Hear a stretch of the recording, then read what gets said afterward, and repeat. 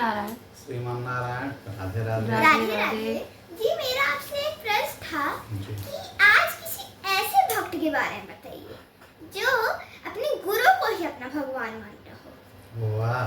जी मेरा भी एक प्रश्न था, ये वैष्णव संप्रदाय क्या है? वाह, वैष्णव संप्रदाय। जी ठीक। पहले आपके प्रश्न का जवाब दे दें गुड़िया की। जी वैसे भक्त तो अनेकों हैं जो कि अपने गुरु को भगवान के समान ही पूजते हैं। जी गुरु शिष्य परंपरा के अंतर्गत गुरु को भगवान का दर्जा देते हैं। जो गुरु कहते हैं वही भक्त वही शिष्य करता है। जी ठीक है। जी। कहा गया ना कि गुरुर ब्रह्मा गुरुर विष्णु गुरुर परब्रह्म। जी गुरु ही सब कुछ है भक्तों की नज़र में, शिष्यों की नज़र में। बहुत संक्षेप में एक कथा सुना दूं कि एक अपने गुरु को मानने वाले बहुत बड़े भक्त थे जिनका नाम था पाद पद्माचार्य। पाद पद्माचार्य। चार्य का मतलब होता है आचार्य। ठीक है। आचार्य। ठीक है। ये श्री संप्रदाय के ही थे। अभी हम वैष्णव संप्रदाय को भी बता देंगे क्या है। ये अपने गुरु को बहुत मानते थे, गुरु की एक एक बात पे विश्वास करते और गुरु महिमा का बखान करते। ठीक है। जी तो पाद पद्माचार्य जी गुरु निष्ठा में बहुत भरोसा रखते थे। सबसे पहले इनकी पूजा करते, फिर गंगा स्नान करते, फिर इन्हीं की पूजा करते, फिर भगवान की पूजा करते। ऐसे ही अपने गुरु के भक्त थे। आश्रम में जितने भी गुरु के भक्त थे इनका नाम सबसे आगे चल रहा है कि भाई गुरु के अपने सबसे बड़े पाद पद्म जी इनके भक्त हैं। ठीक है। जी अब पाद पद्म जी के ऊपर भी गुरु जी की बड़ी अनुकंपा रहती है। होता है ना, जिस बालक को पिता अगर समझे कि यह कम बोलता है या हमारे प्रति इसकी निष्ठा ज़्यादा है तो उसके प्रति पिताजी का स्नेह ज़्यादा रहता है। जी उसी प्रकार से पाद पद्म जी के ऊपर गुरु की अनुकंपा ज़्यादा। एक बार यह कहीं जाने वाले थे गुरु जी, तो अपने शिष्य से इन्होंने कहा पाद पद्माचार्य जी से कि मैं जा रहा हूँ एक महीने के लिए बाहर, जब तक मैं न आऊँ तब तक यहाँ जो निष्ठा से आश्रम में नियम चल रहे हैं, जैसे लोगों का यहाँ पे आना, लोगों के साथ सत्संग करना, लोगों को प्रसादी भोजन ग्रहण कराना, या आश्रम के जो भी काम है अब जिम्मेदारी आपकी है। तो पाद पद्माचार्य जी ने कहा कि गुरुवर मैं तो आपके बगैर रह ही नहीं पाऊँगा, जब तक आपकी पूजा मैं नहीं करूँगा तब तक मैं कुछ कर ही नहीं पाऊँगा। आपकी अनुपस्थिति मेरे लिए तो ठीक नहीं, मैं आपके साथ आपका अनुगामी बन के चलूँगा, आपकी सेवा करूँगा, चूँकि प्रतिदिन चरण भी दबाते थे सुबह शाम। तो गुरु जी ने कहा नहीं नहीं, आप ये जो गंगा मैया है, बगल में ही गंगा जी थी आश्रम के पास, इन्होंने कहा इस गंगा मैया को आप अपना गुरु मान करके तब तक काम चलाइए जब तक मैं वापस ना आ जाऊँ।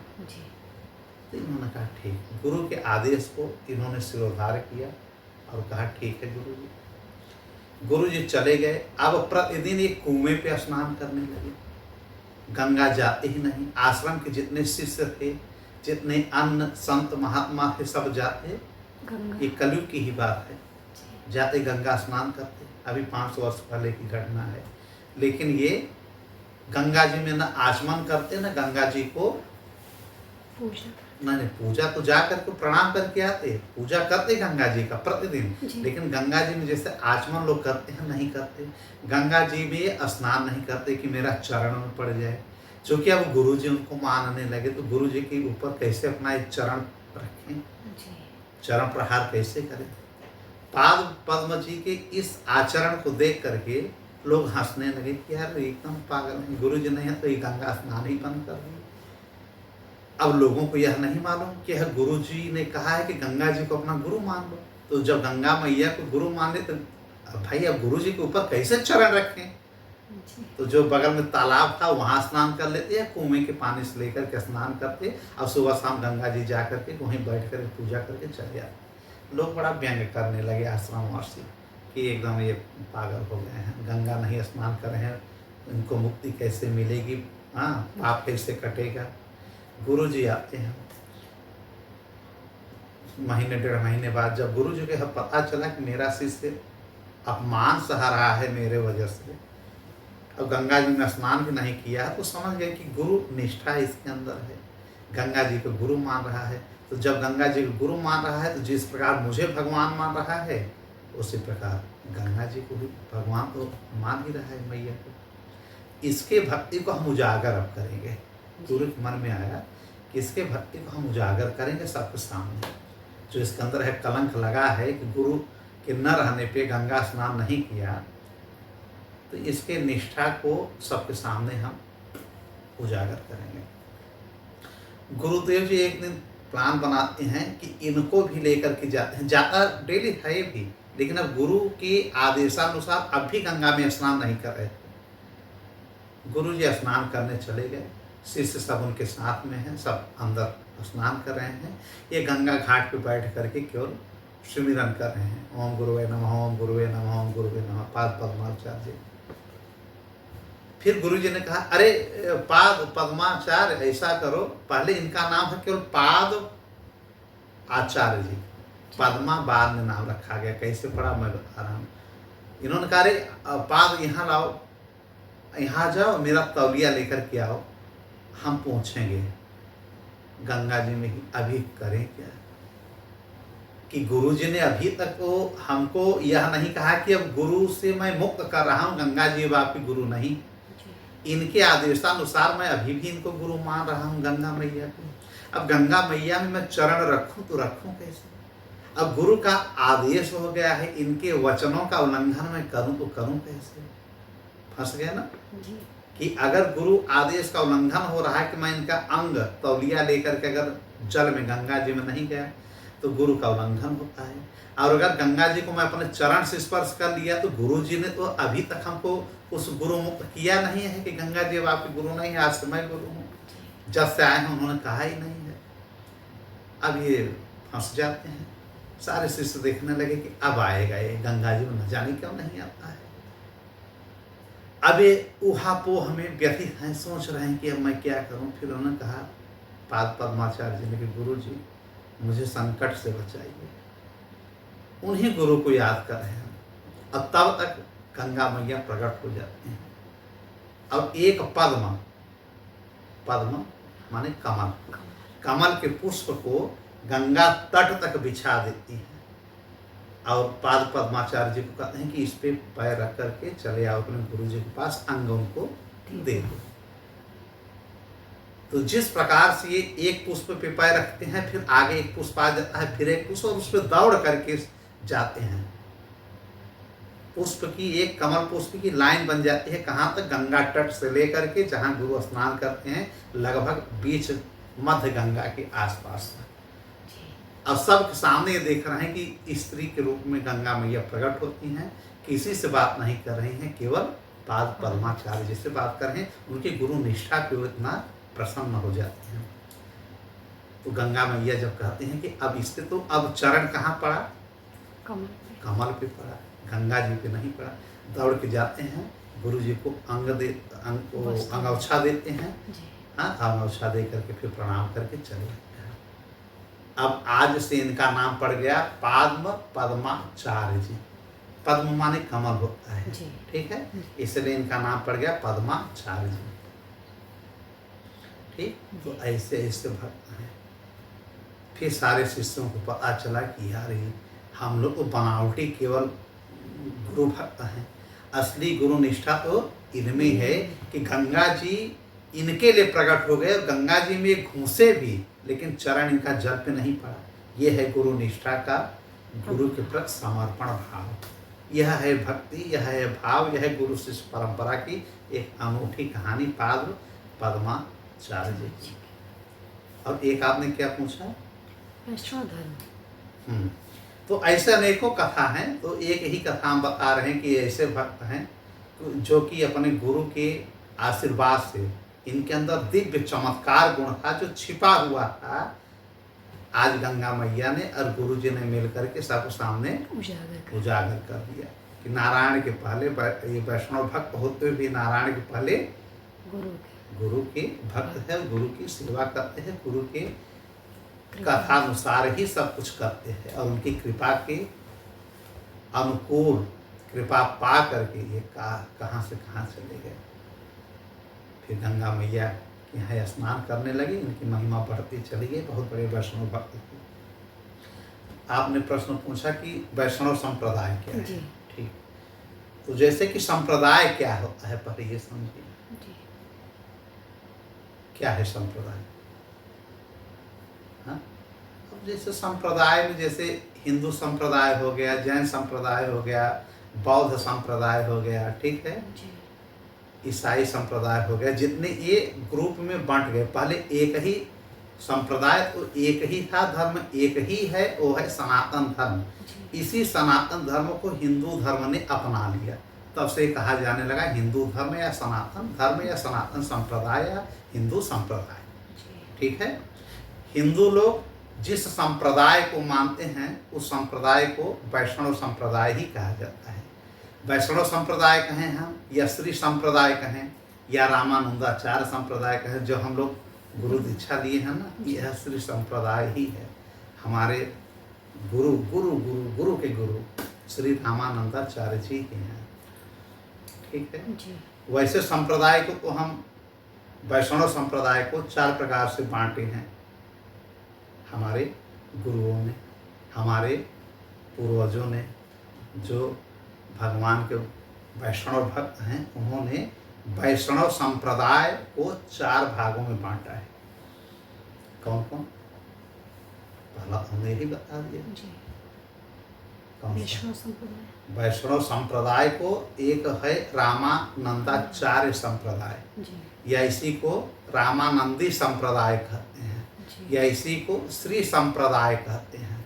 श्री संप्रदाय क्यों कहते हैं? क्योंकि इसकी शुरुआत माता लक्ष्मी ने, सीता मैया ने किया था।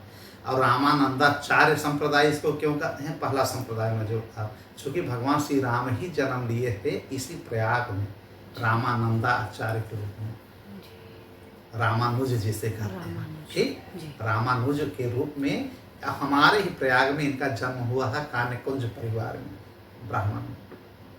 इन्होंने ही इस संप्रदाय की शुरुआत की, नाम रखा श्री संप्रदाय या रामानंदाचार्य संप्रदाय या रामानुज संप्रदाय। ठीक, इस प्रकार से पहला ये हो गया। इसी को हम कहते हैं विशिष्टाद्वैत संप्रदाय। इसके पहले भी 3 संप्रदाय वैष्णव में था। कोई कहता था मैं द्वैत हूँ, कोई कहता था अद्वैत, कोई द्वैताद्वैत, और अब इन्होंने चालू कर दिया विशिष्टाद्वैताद्वैत।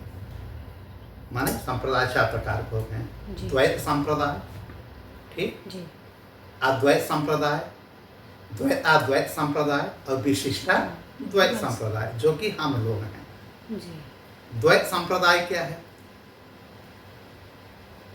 द्वैत संप्रदाय, अब जैसे रामानुजाचार्य संप्रदाय हो गया ना, अब फिर उसी को दूसरा संप्रदाय ब्रह्म संप्रदाय। ब्रह्म माने ब्रह्मा नहीं, ब्रह्म माने नारायण। ठीक, तो वैष्णव संप्रदाय को पहले सिंपल में समझ लीजिए। 4 संप्रदाय, पहला रामानुजाचार्य संप्रदाय या श्री संप्रदाय, दूसरा ब्रह्म संप्रदाय।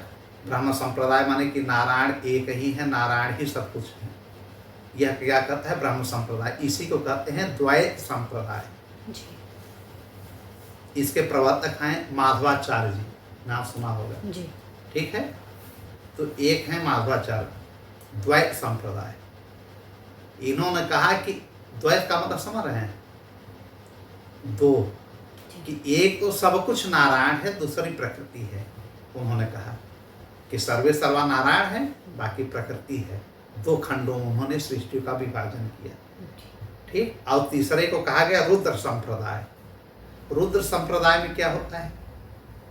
इसमें भी रुद्र माने कि ये नहीं कि शंकर जी, रुद्र माने कि भगवान विष्णु ही। इसके प्रवर्तक थे वल्लभाचार्य जी, नाम आपने सुना ही होगा ना। इन्होंने कहा शुद्धाद्वैत संप्रदाय, इसी को शुद्धाद्वैत संप्रदाय किया कि जो द्वैत हैं ये शुद्धाद्वैत, मतलब उस पर जाएंगे तो बड़ा लंबा चलेगा, बस इसका नाम समझ लीजिए कि इन्होंने कहा कि शुद्धा द्वैत संप्रदाय को माना जाए कि शुद्ध सबसे ज्यादा अगर कोई है तो है हमारे विष्णु। विष्णु भगवान। ठीक है। जी। अच्छा, भागवत के हिसाब से, अन्य के हिसाब से रुद्र का मतलब शिव जी होते हैं, लेकिन इसमें रुद्र का मतलब है विष्णु। नारायण। तो कितने संप्रदाय हो गए?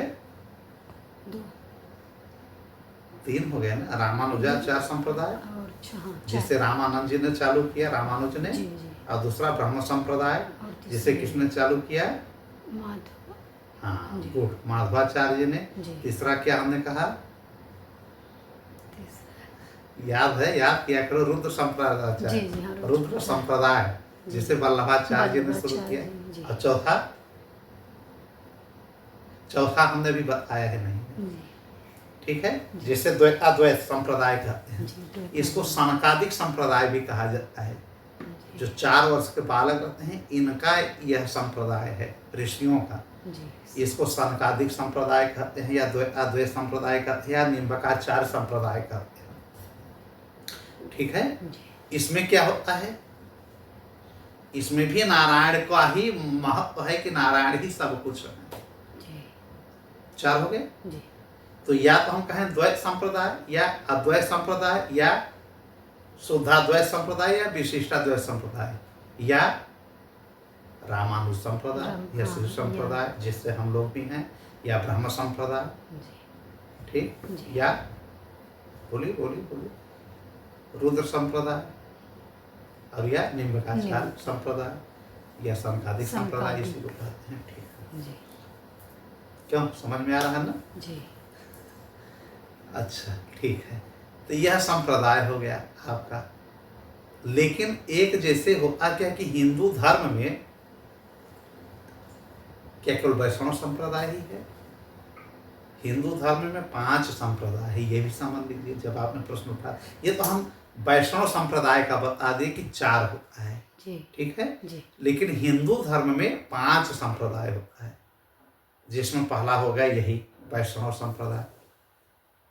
वैष्णव संप्रदाय को 4 संप्रदाय में हमने बांट दिया है, जी। जो अभी हम बता दिए। अब दूसरा, वैष्णव संप्रदाय के बाद दूसरा शैव संप्रदाय, जो शिव जी को लोग मानते हैं। शिव जी के भी अनेकों भक्त हैं। जी, उनको पहले वैष्णव संप्रदाय और शैव संप्रदाय में झगड़ा होता था। उनके भक्त कहते हैं कि शिव जी प्रमुख हैं, और वैष्णव में विष्णु भगवान के भक्त कहते हैं विष्णु जी प्रमुख हैं। बाद में इसका एक अलग कथा है, कभी सुनाएंगे कि ये दोनों आकर के अपने भक्तों को किस प्रकार बताते हैं कि हम दोनों एक ही हैं। शिव जी कहते हैं कि मैं खुद बहुत बड़ा वैष्णव भक्त हूँ, तो हमारे जितने भक्त हैं, हमारी पूजा तब तक नहीं मान्य होगी जब तक वो नारायण या राम का नाम नहीं लेंगे, तब जाकर के झगड़ा कम हुआ। तो पहला हिंदू धर्म के 5 संप्रदाय में पहला वैष्णव संप्रदाय, दूसरा शैव संप्रदाय, शैव मतलब शिव जी, और तीसरा शक्तिपाद संप्रदाय। शक्तिपाद संप्रदाय मतलब जो दुर्गा की माँ की हम पूजा करते हैं, जो प्रकृति की पूजा करते हैं, अनेक प्रकार की देवियों की जो पूजा करते हैं, उसी को शक्तिपाद संप्रदाय कहते हैं। कितने हो गए? 3। एक होता है सौर संप्रदाय। सौर मीन्स 16। अच्छा, सूर्य। 16 मान सूर्य, सूर्य संप्रदाय। और एक होता है गणपति संप्रदाय। 5 प्रकार के संप्रदाय हो गए। इसी प्रकार से पंच भगवान की पूजा की व्यवस्था की गई। जैसे अगर कोई पूछे कि 5 भगवान का नाम बताइए, तो यही बता दीजिए। जो 5 संप्रदाय हमने बताया, यही मुख्यतः हमारे हिंदू धर्म के 5 भगवान के नाम हैं। 5 भगवान के नाम हो गए। 5 तत्व से हमारा शरीर भी बना है। 5 प्राण भी अंदर होते हैं। होते तो 10 प्राण हैं, हम बताए भी हैं, लेकिन 5 प्राण की ज्यादा उपयोगिता होती है। ठीक है। तो वैष्णव संप्रदाय, शैव संप्रदाय, ठीक, आदि शक्ति संप्रदाय जिसे हम शक्तिपाद संप्रदाय कहते हैं, 16 जिसे सूर्य संप्रदाय कहते हैं, और गणपति संप्रदाय। यही 5 हमारे मुख्य देवता भी होते हैं, और यही मुख्य संप्रदाय जिसमें वैष्णव संप्रदाय आपने पूछा। तो वैष्णव संप्रदाय के जैसे हमने अभी पाद पद्माचार्य क्या कथा सुनाई, ये भी रामानुजाचार्य की ही संप्रदाय से हम। अच्छा, जैसे कि ये रामानंदाचार्य जी, तो मान लीजिए जब इनका जन्म हुआ, अभी हुआ था लगभग 13वीं 14वीं शताब्दी के आसपास। जी। तो क्या इसके पहले विष्णु भगवान की पूजा नहीं होती है? विष्णु भगवान की पूजा अनंत काल से होती है। त्रेता में यही राम बन करके आए और कलयुग में श्री राम जी पुनः बन करके आए रामानंदाचार्य जी। गुरु शिष्य परंपरा लुप्त हो रही है, उसको उजागर करने के लिए। जी। ठीक है। इसके पहले कुछ हम भक्तों का, आचार्यों का नाम ले लें। एक आचार्य है देवाचार्य आचार्य, जो कि रामानंद जी के पहले आए। ठीक है। देवाचार्य आचार्य जी के बाद आए थे श्री हरियानंद जी स्वामी आचार्य। आचार्य लगा दीजिए, स्वामी कहिए, श्री हरियानंद जी स्वामी। फिर आए श्री राघवानंद जी स्वामी। जी। ठीक। तब आए रामानुजाचार्य जी। इन 4 भक्तों का वैष्णव संप्रदाय में बड़ा महत्व है। ठीक है। जी। कौन कौन बताइए? देवाचार्य जी महाराज। जी। ठीक है। देवाचार्य जी के बाद हमने क्या कहा? हरियानंद स्वामी जी या हरियानंद आचार्य जी। ठीक है। तीसरा हमने क्या कहा? श्री राघवाचार्य जी। ये राघवाचार्य जी कौन है? गुरु वशिष्ठ ही पुनः कलयुग में जन्म लिए हैं। और राघवाचार्य जी के बाद ठीक श्री राम जी का जन्म होता है रामानुजाचार्य के रूप में। अब यही वशिष्ठ जी, राघवाचार्य जी या राघवानंद कहते हैं, राघवाचार्य जी कहिए। बहुत नाम आप लोगों ने सुना होगा मंच से, लेकिन कोई बताता नहीं कि लोग कौन हैं। तो आज मैं क्लियर कर दे रहा हूँ कि राघवाचार्य जी कहिए या राघवानंद जी कहिए। ठीक है। या राघवानंद स्वामी कहिए, सब एक ही है। ये वशिष्ठ जी हैं, गुरु वशिष्ठ, त्रेता युग के, जो श्री राम जी के गुरु थे। कलयुग में भी ये गुरु बन करके आए और श्री राम जी को दीक्षा दिया। ठीक। तो चारों के विषय में थोड़ा थोड़ा समझ लें कि श्री देवाचार्य जी ये महाराज कौन थे, यह भगवान के भक्त कौन है, आचार्य कौन है। श्री देवाचार्य जी महाराज श्रीमद् भागवत पुराण के बहुत बड़े ज्ञाता थे। यह वैष्णव संप्रदाय को अपने भक्ति के माध्यम से जन जन तक पहुंचा दिए देवाचार्य जी महाराज। ये आश्रम में एक जगह नहीं रहते थे, ये हमेशा शिष्यों की टोलियों के साथ घूमते टहलते रहते हैं, हर क्षेत्र में, हर गांव में। चूंकि है ना कि अगर विद्या है और आप एक जगह लेकर के बैठे रहेंगे तो लोगों तक कैसे पहुंचेंगे। अब जैसे थोड़ा मोड़ा जो हम लोगों को ज्ञान है, क्यों यूट्यूब के माध्यम से या किसी भी प्रकार से मीडिया के माध्यम से क्यों बोला जाता है, क्यों कह रहे हैं भाई, कि लोगों तक यह बात पहुँचे, लोगों में थोड़ा सा जन संचार बढ़े, लोगों में थोड़ा सा ज्ञान बढ़े, भगवान के प्रति अटूट निष्ठा भक्ति बढ़े। ठीक है। अपने सामाजिक कार्यों को करते हुए लोग कम से कम भगवान की तरफ जुड़े। हम लोग गांव गांव नहीं पहुंच पा रहे हैं, तो अब तो एक प्लेटफार्म तैयार हो गया है। पहले प्लेटफार्म नहीं था, पहले जाना ही पड़ेगा। तो इसलिए कहीं ना कहीं जाते थे और गंगा किनारे कहीं कुटिया बना करके लोग रुकते या किसी ग्राम में, तो वहाँ पे कुछ देर रुकते और ये लोग सत्संग करते, हरि कथा कहते, विष्णु चर्चा करते। उसी में देवाचार्य जी भी वैष्णव के बहुत बड़े विष्णु उपासक थे, वैष्णव भक्त थे, जिसमें श्रीमद् भागवत पुराण पे इनकी अटूट श्रद्धा थी, अगाध विश्वास था और उसके बहुत बड़े ये ज्ञाता थे। जहाँ ये जाते श्रीमद् भागवत पुराण की कथा सुनाते, चर्चा सुनाते। एक बार काशी के आसपास गए, वहाँ पे ये रुक गए। रात्रि का समय था। ग्रामवासियों ने कहा कि संत जी, हे आचार्य जी, कुछ दिन हमारे यहाँ आप रुकिए। अब तो गांव वाले अगर किसी साधु संत को देखने तो दौड़ाते हैं, क्या कहेंगे मालूम है? पाखंडी है, ये लूटने आया है। जरूरी नहीं है भैया कि हर साधु संत पाखंडी ही हो। हाँ, थोड़ा जांच पड़ताल देखना चाहिए कि उसके अंदर क्या ज्ञान है या क्या भाव है, किस भाव से आया है। फट से आरोप लगा देना भी सही नहीं होता है। कुछ अराजक तत्व ऐसे हैं जो गेरुआ वस्त्र पहन करके गलत काम करते हैं, लेकिन ऐसा नहीं है कि सारे लोग ऐसे हों। पहले के लोग तो बिल्कुल निष्ठा रखते थे, अगर कोई संत के रूप में चला गया तो उनकी सेवा करते। फिलहाल देवाचार्य महाराज जी को, आचार्य जी को गांव वालों ने रोक लिया और बोला, प्रभु यहीं पे रहिए, कुछ दिन हमको सत्संग सुनाइए। इन्होंने कहा ठीक है। सुबह ये स्नान करके, गंगा जी स्नान करके आते हैं, बैठ जाते हैं, हजारों की भीड़ लग जाती है। तो जैसे आजकल भागवत होता है ना कि 7 दिन में सब निपटा दीजिए, पहले क्या है कि एक ही कथा को कम से कम 3-4 दिन में लोग सुनाते थे, बड़ी गहराई से। अब जैसा हम ही लोग कोई एक कथा सच में अगर हम गंभीरता से उठा लें तो एक ही प्रसंग को कहिए हम एक हफ्ते सुनाएं, या कोई भी जो विद्वान है एक हफ्ते कम से कम सुनाएगा, तब उसके मन में संतुष्टि होगी। इसी प्रकार देवाचार्य ने एक प्रसंग उठाया। कौन सा? उन्होंने उठाया एक यमलार्जुन का उद्धार।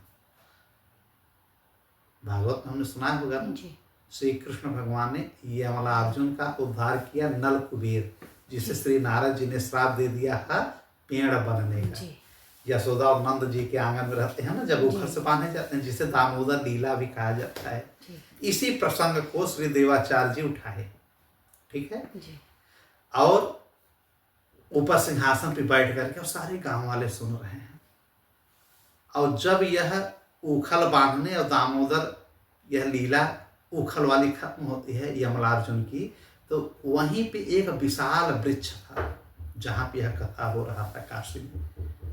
और जैसे इन्होंने कहा कि यमलार्जुन की कथा यह समाप्त होती है और जो गंधर्व थे वो श्राप से मुक्त हो गए और वो चले जाते हैं वैकुंठ, श्री कृष्ण भगवान को प्रणाम करके। यह कथा यहाँ पे अब समापन की ओर है। तभी ग्रामवासियों ने देखा कि वैष्णव संत की इस प्रकार सत्संग कहने से जैसे इनका यह समापन हो रहा है, एक विशाल वृक्ष, बहुत पुराना वृक्ष ढहा करके वहीं पे गिर पड़ता है। और वृक्ष गिर जाता है, किसी को नुकसान नहीं होता है, बगल में गिरता है और सारे लोग भयभीत हो जाते हैं। लेकिन देवाचार्य जी कहते हैं आप लोग बैठे रहिए, कोई पैनिक होने की जरूरत नहीं, कोई यहाँ से भागेगा नहीं।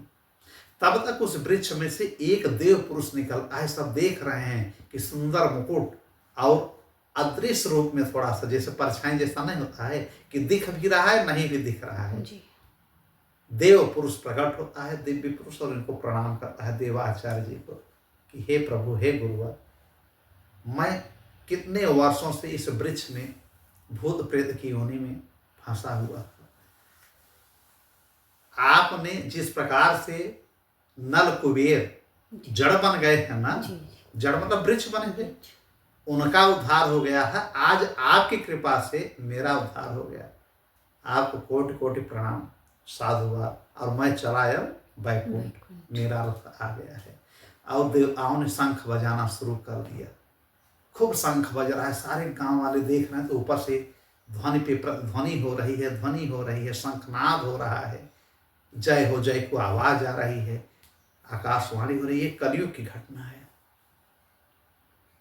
इतने प्रमाण हैं कि भगवान हैं, कि भगवान के भक्तों ने बहुत उजागर किया है। अब हम आप न समझें तो अलग की बात है। देवाचार्य जी ने आज काशी में साबित कर दिया कि भगवान हमेशा थे, अब भी हैं, हमेशा रहेंगे। बस उनका सत्संग सुन लिया जाए, उद्धार हो जाएगा। जब उस वृक्ष में छिपे हुए भूत प्रेत का उद्धार हो गया तो हम जैसे मानवों का क्यों नहीं होगा। जी धुंधकारी का हो गया, अजामिल का हो गया, गजग्राह का हो गया उद्धार, इस वृक्ष का हो गया, न जाने कितने लोगों का हो गया। क्या प्रभु हमारे ऊपर कृपा नहीं कर सकते? बिल्कुल करेंगे। इन कथाओं से, इन भक्तों के माध्यम से हमें यह समझना चाहिए कि भगवान के प्रति हमें अटूट निष्ठा रखनी चाहिए। सब कुछ काम करते हुए, ऐसा नहीं कह रहे कि काम छोड़ो, काम नहीं करेंगे तो आप भोजन कैसे ग्रहण करेंगे। कर्मण्येवाधिकारस्ते मा फलेषु कदाचन के अनुरूप काम करना चाहिए। आप कर्म धर्म युक्त करिए, लेकिन यह बहुत मत सोचिए कि मैंने इतना किया, इतना मैं नहीं पाया। और भगवान को ऊपर छोड़ करके भगवान को मनन करते हुए, हरि चिंतन करते हुए, जो गुरु जी ने दीक्षा दिया है उसको जो है पूर्ण रूप से निष्ठा से करते हुए आप अपने जीवन को, इस जीवन को भी आप साकार करिए, अच्छे ढंग से जिए। और उस परलोक, उस जीवन में, उस जीवन की यात्रा का भी हमको तैयारी करना बहुत जरूरी है। तो इस प्रकार से देवाचार्य जी जहाँ जहाँ जाते वहाँ कुछ न कुछ ऐसी घटना होती, और जितने भी लोग थे तर जाते हैं। इनके लाखों शिष्य बन गए। यह पहले हम इनका नाम ले लिया देवाचार्य जी का। दूसरा हमने किस भक्त का नाम बना, ये वैष्णव भक्त का मैं नाम बता रहा हूँ, जो कि रामानुजाचार्य जी से संबंधित थे। उनके पहले की घटना है। हाँ, तो चौथे रामानुजाचार्य के आखिरी हैं, ये चौथे भक्त हैं। जी इसके बाद तो इन्हीं के नाम से पूरा वो वैष्णव मत जाना ही जाने लगा जी ना।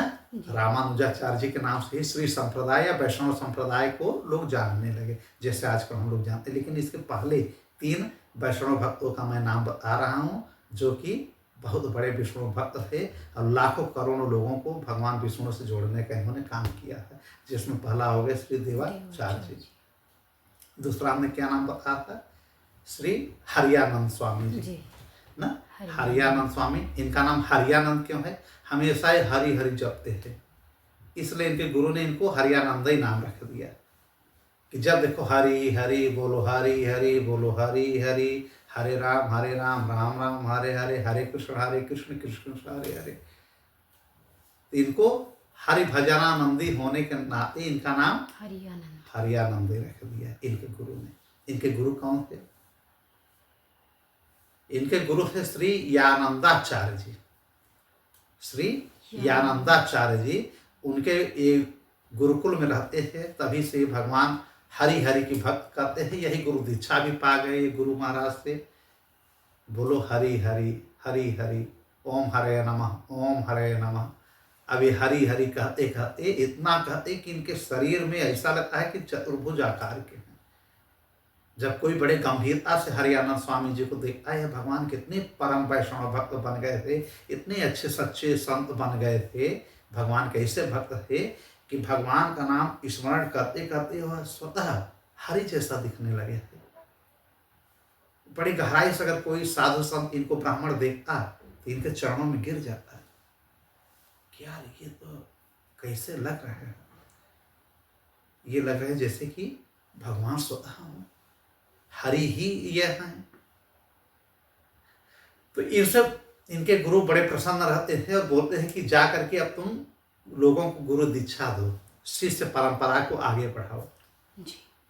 फिर हरियानंद गुरु के आदेशानुसार ग्राम ग्राम में जा करके कहीं 1 हफ्ते रुक रहे हैं, कहीं 10 दिन रुक रहे हैं, हर जगह जा करके यह भक्ति भाव वैष्णव संप्रदाय को, वैष्णव प्रचार को, इस धर्म को बढ़ाते थे, शिष्यों को बनाते और एक टोली बनाते, हर गांव में लोगों को दीक्षित करते। अब तो गुरु नहीं आते हैं, पहले गांव गांव शहर शहर गुरु लोग जाते थे, शिष्यों के यहाँ गुरु दीक्षा देते, उनके यहाँ रुकते और सत्संग करते। अब तो लोग भागा भागी के जीवन में बहुत करेंगे, टीवी पे देख लेंगे या कहीं पे सत्संग हो रहा चले गए, लेकिन उनके गुरु के प्रति या आचार्य के प्रति निष्ठा बहुत ज़्यादा नहीं है। बस फोटो खिंचाने के लिए चले जाते हैं कि लोग जाने कि हाँ हम भी हैं। तो गुरु भी अब जाना लोगों के यहाँ बंद कर दिए हैं जी। भाई। अब तो लिख देंगे ना कि अतिथि देवो भव, नहीं लिखा रहेगा, अब तो लिखा रहेगा कि कुत्तों से सावधान। बताइए, अब पहले क्या लिखा जाता है कि अतिथि देवो भव, अतिथि ही हमारे लिए भगवान है। अब तो उनके लिए कुत्ता भगवान बन गया है, अंदर कुत्ता रहता है कि इंसान पता नहीं, क्योंकि लिखा तो यही है द्वार पे। अब पहले चरण पादुका लगता था, फिर झंडा लगता था, भगवान का विष्णु पद लगता था, चरण कमल लगता था। तो फिलहाल हरियानंद स्वामी जी हर जगह जाते थे और गुरु दीक्षा दे करके भगवान श्री राम कथा सुनाया करते थे।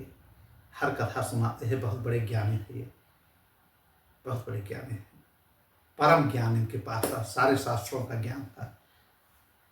एक बार ये अपने शिष्यों के साथ इन्होंने कहा कि जगन्नाथपुरी की यात्रा करना है, भगवान जगन्नाथ की यात्रा जब निकलेगी तो रथ की यात्रा निकलती है ना, तो उन्होंने कहा उसमें हम शामिल होना चाहते हैं।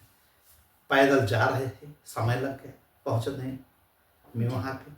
और जगन्नाथपुरी में भगवान जगन्नाथ जी की अब शोभा यात्रा, रथ यात्रा निकल चुकी थी। शिष्यों ने इनसे कहा हरियानंद जी से कि गुरुवर, अब गुरु बन गए थे, कि गुरु जी हम लोग कहीं देर कर दिए हैं क्या है, भाई शुभ मुहूर्त है, रथ यात्रा निकल गई होगी, हम लोग पहुंच नहीं पाएंगे।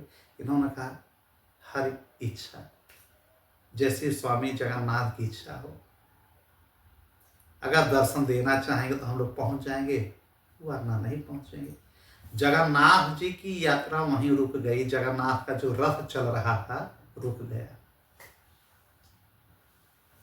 कई दिन तक रथ ही रुका रह गया। इतने वैष्णव भक्त सब खींच रहे हैं, बड़े बड़े लोगों को, हजारों लोगों को लगा गया। रथ जगन्नाथ महाराज जी का टच, मतलब वहां से टस से मस नहीं हुआ। शोभा यात्रा निकलती है आज भी ना भगवान की, जगन्नाथ की, जगन्नाथपुरी में जी। ना। अब वो कहाँ ले जाते हैं? गुडिंचा एक मंदिर है, वहां तक ले जाते हैं। जब ये पहुंचते हैं हरियानंद स्वामी जी, और देखते हैं कि बहुत भीड़, सब परेशान है कि भगवान क्या कर रहे हैं, भगवान का रथ क्यों नहीं जा रहा है, इसमें हम लोगों से कौन सी गलती हो गई, तमाम प्रकार की बातें वहां चल रही हैं। ठीक है जी। जब ये हरियाणा स्वामी जी पहुंचते हैं तो कहते हैं भक्तों परेशान मत हो, रथ को सब छोड़ दो, रथ अपने आप स्वतः चलेगा। तब यह प्रार्थना करते हैं हरियाणा स्वामी जी कि हे जगन्नाथ स्वामी जी, आपकी विशेष अनुकंपा हमारे ऊपर है, आपने हमारी सुन ली, अब मेरी लाज रखिए, आप स्वतः चलिए अपने लक्ष्य की ओर, कोई आपको खींच कर नहीं ले जाएगा। अब सब सुन रहे हैं, यह स्तुति कर रहे हैं हरियाणा स्वामी जी, और जैसे यह स्तुति कर रहे हैं जगन्नाथ स्वामी का रथ ऑटोमेटिक चलने लगा। अब यह आश्चर्य देख करके कि हजारों लोग उसको घसीट रहे हैं, रथ को टस मस नहीं हुआ। केवल एक भक्त के कह देने पे, श्री हरियानंद स्वामी जी के कह देने पे यह रथ चलने लगा। ऐसा क्यों हुआ? जगन्नाथ भगवान, यह भगवान हमेशा अपने भक्तों को आगे रखने के लिए यह लीला करते हैं। यह लोगों को जताना चाह रहे हैं कि आज भी कलयुग में हम हैं, हमारे भक्त में कोई कमी नहीं है, आज भी हमारे भक्त हमारे ऊपर अटूट निष्ठा रखते हैं, समर्पण रखते हैं। तो उस भक्त के कहने पे मैं चल दिया, इसका मतलब कि वह मेरा प्रमुख भक्त है और मैं अभी धरती पे हूँ। यह लोगों में प्रचार हुआ। यह है हरियानंद जी की महिमा। हरियानंद जी का महिमा उजागर किए जगन्नाथ स्वामी जी। रथ स्वतः चला, लगभग 100 कदम तो बड़े स्पीड में चला, जैसे हवा के झोंके से तिनका उड़ता है वैसे रथ चल रहा है। वाह भगवान, ये हैं हमारे हरियाणा स्वामी जी। अब हरियाणा स्वामी जी भगवान राम के भक्त हैं, उसमें सुभद्रा, बलराम जी और श्री कृष्ण जी की मूर्ति है जी। फिर हरियाणा स्वामी जी कहते हैं कि मैं आपको राम के रूप में देखना चाहता हूँ। तो जगन्नाथ प्रभु जी राम के रूप में और वे लक्ष्मण के रूप में, कौन? बलदाऊ जी। और इधर सुभद्रा सीता के रूप में दिख गई। सुभद्रा हट गई, उनकी जगह सीता मां प्रकट हो जाती हैं। तीनों को यह प्रणाम करते हैं। यह भी एक लीला अभी कलयुग में हुई थी हरियाणा स्वामी जी की। ये हो गए दूसरे भक्त, वैष्णव के प्रमुख भक्त। 4 भक्तों को हम बता रहे हैं। और तीसरा हमने क्या नाम बताया था? राघवानंद जी, राघवाचार्य जी। तो राघवानंद स्वामी जी जैसा कि वशिष्ठ ही थे ना, यह स्त्री संप्रदाय जो वैष्णव संप्रदाय है, इसी में से यह भी प्रमुख हैं।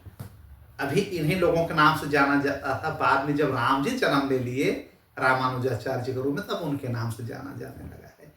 आज हम लोग राम जी के ही उस मंत्रों को लेकर के चलते हैं। तो राघवानंद जी वशिष्ठ के ही अवतार माने जाते हैं। अब इसमें हम बहुत डिटेल में नहीं जाएंगे। वशिष्ठ के विषय में आप लोग जान ही रहे हैं। ब्रह्मा के पुत्र थे और श्री राम जी के गुरु थे, वही कलयुग में भी आए थे। ये किसके शिष्य थे? वही हरियानंद जी के, राघवाचार्य। राघवानंद जी इनको ज्यादा कहा जाता है, राघवानंद स्वामी कहा जाता है, या राघवानंद आचार्य तो जुड़ जाता है इन लोगों के नाम के पहले, बाद में स्वामी या आचार्य। यह जब जगन्नाथ भी जा रहे हैं तभी यह थे राघवानंद जी, या इनके हर टोली में यह रहते थे। कौन? यही राघवानंद जी किसके साथ? हरियानंद जी के साथ। अब देखिए हरियानंद जी किसके भक्त थे? श्री यानंदाचार्य जी के जी हरियानंद भक्त है, शिष्य थे। और हरियानंद जी के शिष्य कौन हुए? राघवाचार्य राघवानंद जी हुए। जी। और राघवानंद जी के शिष्य कौन हुए? श्री रामानंदाचार्य रामानुजाचार्य जी हुए। रामानुजाचार्य जी की ही 12 भक्त प्रमुख हैं, जिसमें कबीर भी हैं। कबीर जब गिरे हैं ना, तो वहाँ पे कहाँ पे सीढ़ियों पे जी तो इनका पैर उनके ऊपर पड़ जाता है, राम राम कह देते हैं, वही गुरु मंत्र कबीर ले लेते हैं ना, राम राम, और इनको अपना गुरु मान लेते हैं रामानंदाचार्य जी को। यही यहाँ से छोड़ करके रामानंदाचार्य जी काशी में जाते हैं शिक्षा दीक्षा लेने। फिलहाल अभी हम राघवानंद जी के विषय में बताएं कि हरियानंद जी की शिष्य थे। अब वशिष्ठ का अवतार होने की वजह से वेद शास्त्र, रामायण, महाभारत और जितना भी इनको ज्ञान था सब आ रहा था। ऋषि पराशर इनके पुत्र ही थे। वशिष्ठ के क्या थे? वशिष्ठ जी के पुत्र थे शक्ति ऋषि, शक्ति ऋषि के पुत्र थे पराशर जी, पराशर ऋषि के पुत्र थे कौन? वेद व्यास जी। वेद व्यास जी के पुत्र कौन थे? सुखदेव जी। और वेद व्यास के पुत्र कौन है? धृतराष्ट्र, पांडु और विदुर जी। वशिष्ठ जी की कितनी भूमिका है। रामायण में वहाँ गुरु बने, और यहाँ पे इन्हीं के नाती के पुत्र जी। भाई पराशर के पुत्र है ना ये वेद व्यास जी, तो इन्हीं के है ना वशिष्ठ जी के नाते, क्या परनाती कहे जाएंगे? वशिष्ठ जी के परनाती ने 18 पुराण लिख दिया, महाभारत लिख दिया, श्रीमद् भागवत पुराण देखिए कितना प्रसिद्ध है। तो वशिष्ठ जी की कितनी भूमिका है। इन्हीं की वंश परंपरा से सब चला आया सारी चीजें। तो यह वशिष्ठ जी के अवतार होने की वजह से इनको बहुत कुछ सीखना समझना नहीं पड़ा, बाल्य अवस्था में ही सब कुछ ये सीख गए थे। और हरियानंद भगवान श्री राम जी के ही गुणगान करते हैं, उन्हीं के भक्त थे, तो उन्हीं के साथ जुड़ कर और हरियानंद जी को अपना एक गुरु मान लिए। इतना ज्ञान होते वक्त, इतना ज्ञान इनके पास था, लेकिन अहंकार नहीं था। सबसे बड़े प्यार से बात करते हैं, लेश मात्र अहंकार नहीं था। जो प्रश्न करिए सब भी बता देते थे। इनके अंदर इतना चमत्कार था कि अब आज तो थोड़ा सा अगर किसी को चमत्कार हो जाता है, लोग भूत प्रेत भविष्य न जाने क्या क्या बता करके लोगों को ठगने लगते हैं। इनके अंदर इतना चमत्कार था कि लोगों को आभास होने लगा। एक बार 3 शिष्यों ने 3 अलग अलग जिला के मन ही मन प्लान बनाया कि इनकी परीक्षा लिया जाए। तीनों शिष्यों ने आकर के इनके आश्रम पे, ये भी यहाँ रहते थे अयोध्या में और प्रयाग में, चूंकि अयोध्या में वशिष्ठ बन करके हमेशा रहे थे। तो जब राघवानंद जी का जन्म हुआ, जब बड़े हुए, तो ये प्रयाग में और ज्यादातर अयोध्या रहते थे। एक बार इनके 3 शिष्यों ने कहा कि ये बड़े चमत्कारी हैं, लेकिन ये चमत्कार दिखाते नहीं, केवल कहते हैं राम राम जपो, राम राम जपो, राम मंत्र ये देते हैं। एक बार इनकी परीक्षा लिया जाए। तीनों अलग अलग जिला के अनुयायी, इनके फॉलोअर, इनके शिष्य अब जाते हैं, कहते हैं प्रभु अलग अलग समय पे हम दीक्षा लेना चाहते हैं आपसे। इन्होंने कहा ठीक है, कहा लेकिन हम अपने घर पे लेना चाहते हैं। तो राघवानंद जी ने कहा ठीक है, तुम्हारे घर हम आएंगे, पता लिखा दो। और कहा गुरु जी इसी समय आना है, इसी समय हमारे यहाँ जो है सारे मेहमान रहेंगे, परिवार वाले रहेंगे, इस समय आप इस मुहूर्त पे, शुभ मुहूर्त है आपके हिसाब से। उन्होंने कहा तो इस समय आप वहाँ पे आएंगे। इन्होंने कहा ठीक है, अपने शिष्य से कहा याद कराना। फिर दूसरा शिष्य आता है गुरु दीक्षा लेने के लिए कि गुरु जी मैं अपने घर पे आपसे दीक्षा लेना चाहता हूँ, वह भी वही समय कहता है। तो इन्होंने कहा ठीक है लिख लो, अपने जो है जो आश्रम के शिष्य थे। तो राघवानंद जी ने कहा आप लिख लीजिए, मैं आपके यहाँ आऊँगा।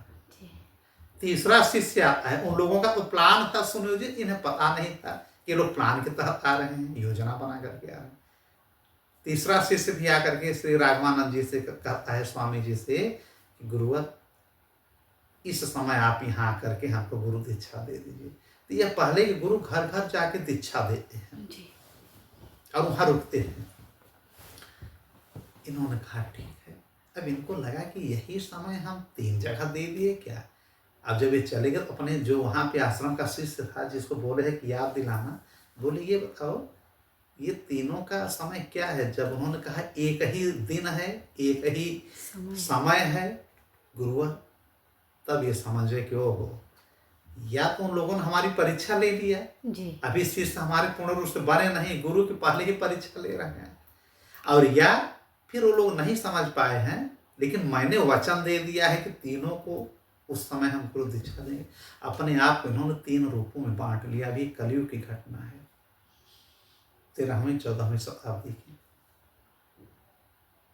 3 रूप में राघवानंद जी अपने आप को बना लिए और तीनों जिले में चले गए और एक ही समय तीनों लोगों को गुरु दीक्षा देते हैं और सबकी यहाँ एक एक सप्ताह रुकते हैं। यह जब महीनों बाद तीनों शिष्य मिलते हैं और कहते हैं देखा गुरुजी हमको ज्यादा मानते थे, हमारे यहाँ करके 1 हफ्ते रुके और गुरु दीक्षा दिए। उसने कहा मेरे यहाँ है, उसने कहा मेरे यहाँ।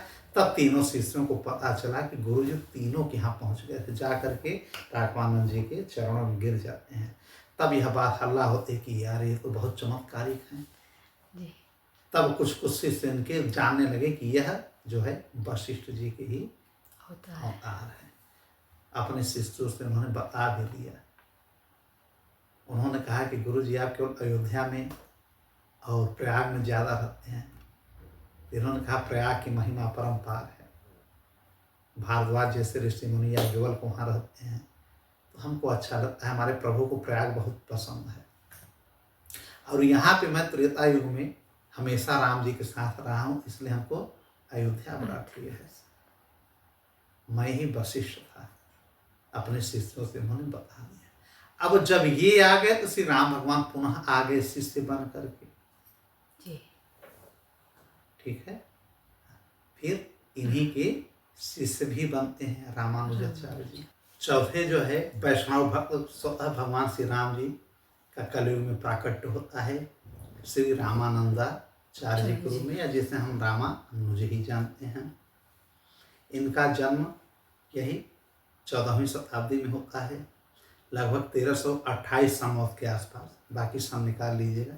1328 संवत के आसपास इनका जन्म इनका हमारे प्रयाग में ही कान्यकुब्ज ब्राह्मण परिवार में होता है। ठीक है, किसका? रामानंदाचार्य जी का। इनके पिता बहुत शुद्ध भक्त थे भगवान राम के, और राम ही इनके यहाँ जन्म लेते हैं। देखिए भगवान कलयुग में भी जन्म लिए हैं, लेकिन यह कथाओं में सत्संग में लोग बताते नहीं हैं। बताना चाहिए महिमा को कि त्रेता के बाद द्वापर में भी जन्म लिए, कलयुग में भी जन्म लिए हैं। बलराम जी भी जन्म लिए हैं महर्षि पतंजलि के रूप में।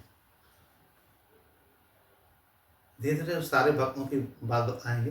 तो रामानंदाचार्य जी के पिता का नाम था पुण्य सदन और माता का नाम था सुशीला। ये दोनों नारायण के बहुत बड़े भक्त थे, इसलिए नारायण भगवान श्री राम जी इनके यहाँ जन्म लेते हैं। अब 8 वर्ष का जब ये उम्र होता है तो इनका जनेऊ संस्कार होता है, जिसे उपनयन संस्कार कहते हैं। और फिर प्रयाग से पढ़ने चले जाते हैं। यह काशी विद्वानों का गढ़ माना जाता है। सारे आचार्य काशी से ही पढ़ते लिखते हैं। तुलसी बाबा भी वहीं आकर के पढ़े थे। ठीक है, यह तुलसी के पहले ये लोग आ चुके थे। तो वहाँ पे ये शिक्षा दीक्षा लिए और बहुत कम समय में ही, मतलब 12 वर्ष तक की अवस्था में रामानंदाचार्य जी समस्त वेदों समस्त शास्त्रों के ज्ञाता हो जाते हैं। इनसे कोई टक्कर नहीं ले सकता हर शास्त्रों में। फिर राघवानंदाचार्य जी मिलते हैं। राघवानंदाचार्य इनको प्रणाम करते हैं रामानुजाचार्य जी को। तब इन्होंने कहा अरे नहीं, आप इतने बड़े हैं। कहा नहीं प्रभु, मुझे पता था कि आप जन्म लेंगे और आप जन्म ले लिए। अब हमारी जिम्मेदारी खत्म हो गई, अब हमको मुक्त करिए। अब आपके नाम से यह जो संप्रदाय चल रहा है, कभी मेरे नाम से चल रहा है, कभी वैष्णव संप्रदाय के नाम से चल रहा है, यह वैष्णव संप्रदाय अब आप अपने ऊपर ले लीजिए। अब इसका नाम रामानुजाचार्य संप्रदाय कर दीजिए, वैष्णव संप्रदाय कर दीजिए या श्री संप्रदाय कर दीजिए, आपके नाम से ही चलेगा। और इसके प्रवर्तक बना दीजिए लक्ष्मी माँ को। इसीलिए इसको कहा जाता है श्री संप्रदाय भी कहा जाता है, वैष्णव संप्रदाय को। ठीक है, इन्होंने कहा ठीक है गुरुजी, लेकिन आप गुरु हमारे हैं, आप हमको गुरु दीक्षा दीजिए। तो सामाजिक रूप में सबके सामने एक सभा बहुत बड़ी बनाई जाती है, उसमें गुरु दीक्षा लेते हैं ये गुरु वशिष्ठ जी से, राघवानंदाचार्य जी से, रामानंदाचार्य जी, और इनको गुरु मानते हैं। और जब शादी की बात आती है तो प्रयाग छोड़ करके चले जाते हैं कि मैं शादी नहीं करूँगा। शादी इन्होंने नहीं किया। कहाँ चले जाते हैं? काशी में, गंगा जी के तट के आसपास के आश्रम बनाते हैं। फिर ग्रामवासी इनको ले जाते हैं, एक ऊंचा टीला पे इनका आश्रम बना देते हैं। इनका इतना प्रचार होता है, इतना प्रचार होता है रामानुजाचार्य जी का। वहीं तो कबीर मिले थे इनको जी। तो बनारस में, ये काशी में रहने लगे और बड़े बड़े साधु संत पूरे विश्व से आकर के इनको प्रणाम करते और इनके उपदेशों को ग्रहण करते। जिस समय यह उपदेश देते, भाई भगवान राम ही उपदेश दे रहे हैं, तो ऐसा लगता है कि जैसे जड़ जो वृक्ष है वो भी हरा भरा हो गया, सूखा वृक्ष। जो भी भूत प्रेत या जो भी तृप्त नहीं हुई थी आत्माएं, सब तृप्त हो गए थे भगवान का वचन सुन करके। कलयुग में सारे लोग जो है तृप्त हो गए थे। लाखों शिष्य इनके बन गए और सबको इन्होंने गुरु दीक्षा दिया। और कई मंत्र इन्होंने दिया, जैसे हरे राम राम राम हरे हरे, या राम राम राम राम, या श्रीमन नारायण, या ओम नमो भगवते वासुदेवाय। तमाम प्रकार के मंत्र इनके द्वारा अलग अलग शिष्यों को दिया गया जी। जिससे कि वैष्णव संप्रदाय में कई नाम नारायण भगवान का चलता रहे, जैसे हम लोगों को दिया गया जी। इन्हीं के संप्रदाय से हम लोग हैं ना, श्रीमन नारायण, या जो मूल मंत्र है वो भी दिया गया। तो इन्हीं के वैष्णव संप्रदाय से हम लोग हैं। अब इनकी इस संप्रदाय के प्रवर्ती मानी जाती हैं लक्ष्मी माँ, सीता माँ ही। तो इस प्रकार से आपके प्रश्न का जवाब हो गया कि वैष्णव संप्रदाय क्या है, इसकी शुरुआत कैसे हुई। अब 4 भक्तों का ये भी हमने जिक्र कर दिया, ठीक है जी। और रामानंदाचार्य जी के तो लाखों शिष्य बने, जिसमें इनके 12 प्रधान शिष्य प्रमुख माने गए जी। 12 प्रधान शिष्य, 12 माने 12 इनके प्रमुख शिष्य हैं, जिसमें एक हैं श्री अनंतानंद जी, नाम सुना होगा। श्री कबीरदास जी, गिनते रहिए कितने हो रहे हैं। एक सुखानंद जी, एक सुरसुरानंद जी, एक सुरसुरानंद जी की पत्नी, यह भी बहुत बड़ी विद्वान, बहुत बड़ी भक्त थी। एक पद्मावती जी, इनकी शिष्या बनी, भक्त बनी। एक हरियानंद जी, ठीक। एक स्वामी पीपा जी का भी बहुत नाम है, वैष्णव के बहुत बड़े भक्त हैं। यह रामानंदाचार्य जी के ही भक्त हैं, सब शिष्य हैं, ठीक है। एक भावानंद जी, एक रैदास जी जो हरिजन थे, इन्हीं के शिष्य थे, ठीक है। एक धनवा जी, कितने हो गए? 11। अच्छा 11 हो गए। एक 11, एक सेन जी, श्री सेन जी। 12 इनके जो शिष्य थे, यह पूरे भारत वर्ष में फैल करके भगवान के गुणों का बखान किया। और यह नहीं कि केवल वह ब्राह्मण ही थे, कोई हरिजन रहता, कोई निम्न कोटि का, निम्न वर्ण का रहता, कोई उच्च वर्ण का। इन्होंने जात पात नहीं माना। देखिए रैदास जी के लिए कितना विरोध हुआ, लोगों ने क्या क्या विरोध किया। कभी रैदास की कथा सुनाएंगे। कबीर जी कभी पढ़े ही नहीं, मस कागज छुयो नहीं, कलम गयो नहीं हाथ, लेकिन कैसे कैसे वाणी बोलते थे। ये क्यों? क्योंकि यह सब रामानंदाचार्य आचार्य श्री प्रभु राम जी के शिष्य थे। इसलिए कहा गया ना कि रामानंदाचार्य जी के प्रधान 12 भक्तों की कथा जरूर लोगों को सुननी चाहिए। अब आगे इन्हीं की कथा को, इन्हीं में से कुछ 12 भक्तों में से किसी कथा को हम आगे बढ़ाएंगे, ठीक है जी। तब तक के लिए श्रीमन नारायण, राधे राधे।